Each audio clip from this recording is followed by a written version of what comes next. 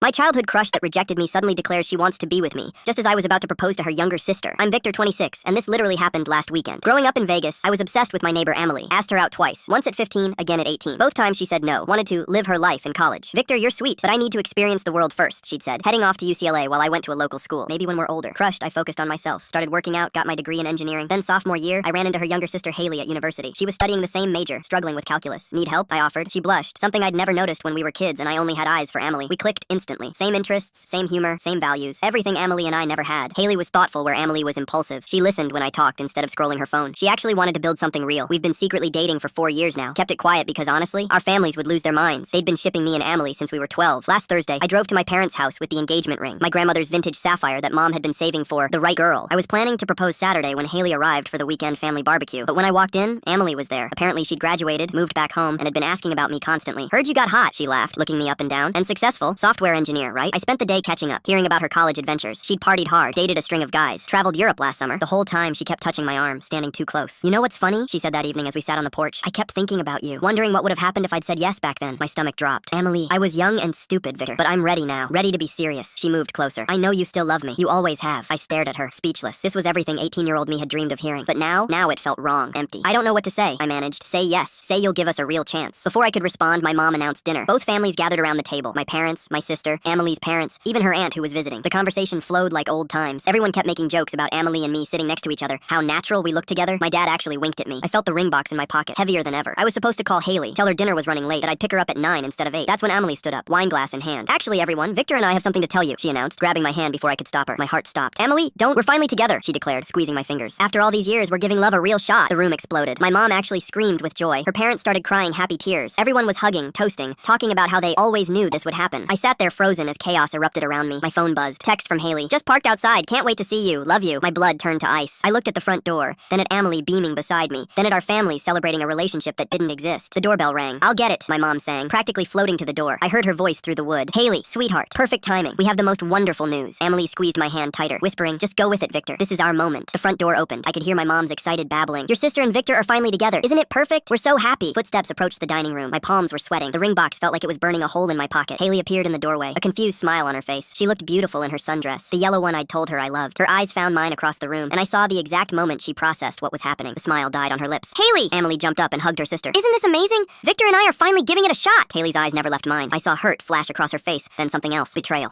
She started, voice barely a whisper. That's wonderful. Everyone was watching expectantly. My dad raised his glass for another toast. Emily was glowing, arm linked through mine, and Haley just stood there dying inside, watching the man she'd loved for 4 years celebrate with her sister. I opened my mouth to say something, anything, but the words wouldn't come. The front door opened.